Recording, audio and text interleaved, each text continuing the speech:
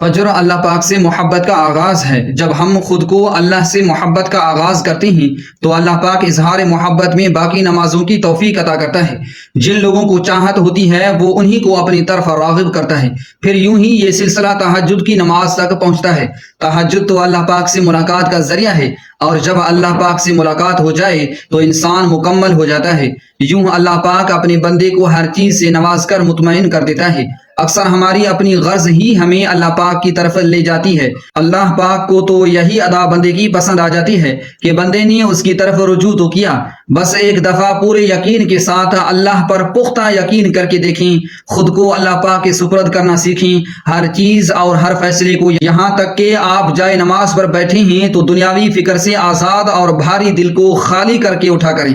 ہر فیصلے کو اللہ پاک کو سونپ دیں، کیونکہ جو ہو رہا ہے وہ اللہ کی مرضی سے ہو رہا ہے۔ شاید اس میں آپ کے لیے مسلط شامل ہو، اور جو آگے ہوگا وہ بھی اللہ پاک کی مرضی سے ہی ہوگا۔